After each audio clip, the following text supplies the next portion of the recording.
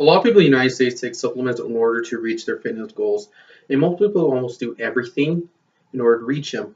Creatine is a supplement that has been around for years, and for those who know about supplements, you guys probably have a good idea what creatine is and what it can do. But how many of you guys know what it exactly does? I have been lifting for many years, and like most people, I've been taking supplements for a long time. And it starts with protein, and then right after that, it actually leads to creatine, mostly creatine monohydrate. So creatine monohydrate has been around in the supplement market since the 1920s, and it's the most studied supplement besides protein. It's been very popular in the 1990s. So my name is Daniel Avila, and have been using creatine monohydrate for 3 years, and also have been doing research on how creatine benefits the body. A lot of people have a general idea what creatine does to the body. And as a cool subject research, like I read books, articles, I even talked to students that are in the health club prevention about creatine. I will inform you three main topics about creatine: what creatine is, what happens when we consume it, and last, how does creatine benefit our body. So the first part of my speech is I want to inform you what creatine is. So when people think of creatine, they think of creatine being a hammer and the water being a nail, so that creatine can put the water in the muscle. So they're not wrong. Creatine does add water into your muscles to increase mass in your muscle. So creatine comes from sorts of types, all sorts of types of meats, first of all.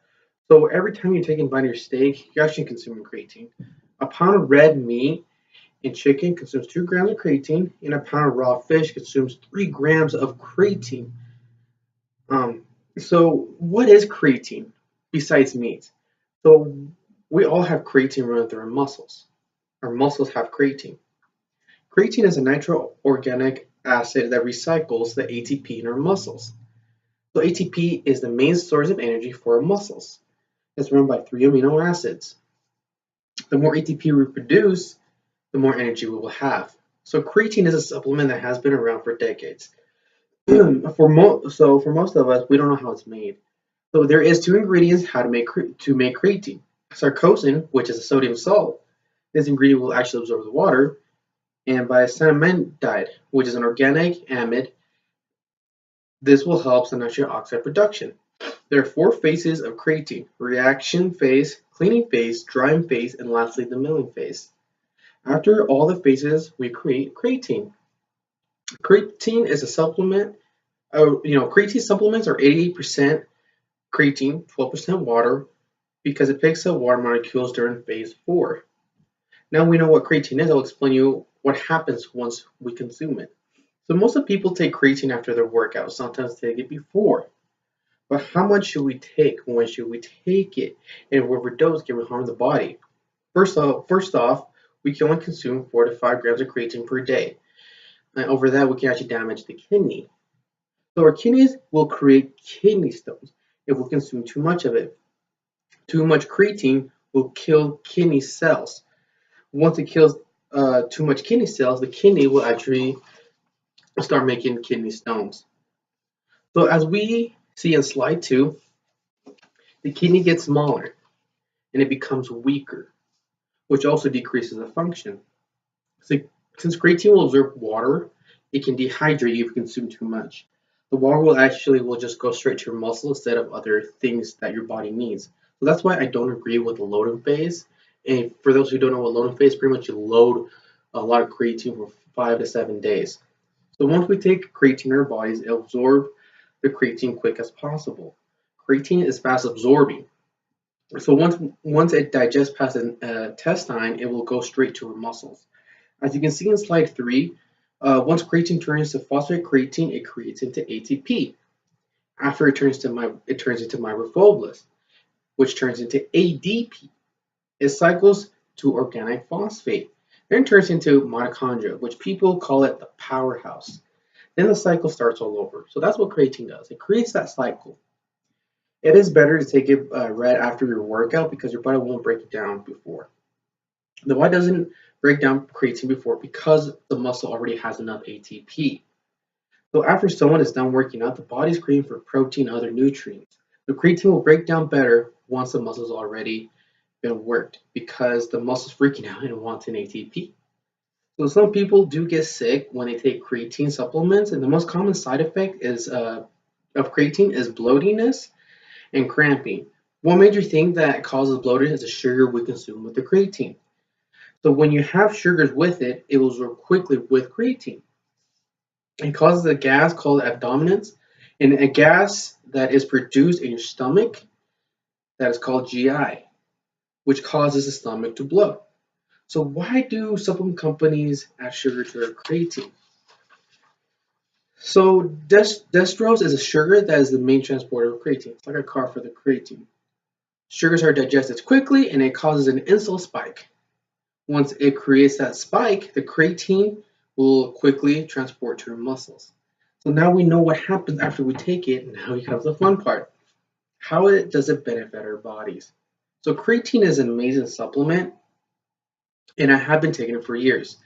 At first, I was a little scared of taking it because of the bloatiness and the kidney function thing.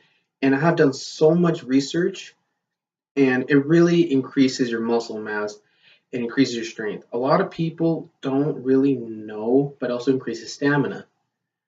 So there are a lot of things that creatine can do for our bodies. Creatine increases muscle mass. Creatine goes straight to our muscles. Creatine is water absorbent. So every time someone is on creatine, when he or she drinks water, some of the water goes straight to her muscles for water retention under the muscle tissue.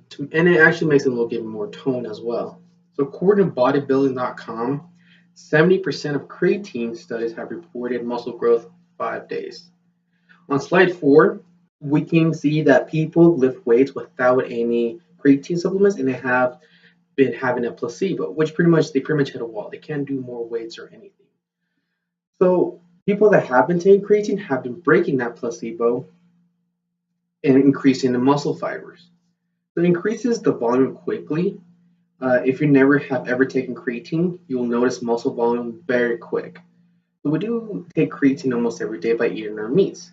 But the thing is, a creatine supplement is different because it is 80% creatine that you're consuming most of the time. So once we consume creatine supplements for our first time, our muscles tend to recognize it quicker than meats, and it will absorb it quick and easy. So we only absorb 10% of creatine through meats. Our bodies will absorb 80% of creatine supplements after the muscle has been worked for a certain amount of time. So that's why it's better to take it after. Creatine will increase your muscle strength. Creatine will increase your ATP levels for your muscle. So when muscle contracts, it releases ATP, and it releases the energy the muscle needs in order to lift that weight. So for example, every time we are picking up the weight up, we're squeezing our muscles and releasing ATP. And once we put it down, we load up the muscle with ATP. So once we're tired of squeezing that muscle, the muscle runs out of ATP and needs to reload again. So according to bodybuild.com, and also we've seen that in slide 5, there was a research showing that one review on 22 studies, CM groups showed up an average of 10% better gain in maximum strength and 15% increase in number of repetition done with creatine. The creatine is one of the most effective supplements in the market. It can give you the fitness goals you want if you take it right amount of creatine, and it can benefit you. So my conclusion to my topic is that we have creatine in our bodies, and creatine will turn ATP, which turns into energy. We need to consume the right amount of creatine without any other substance in order to decrease the bloatiness and dehydration. Creatine will benefit our body by increasing the muscle mass and also increasing our strength. Thank you.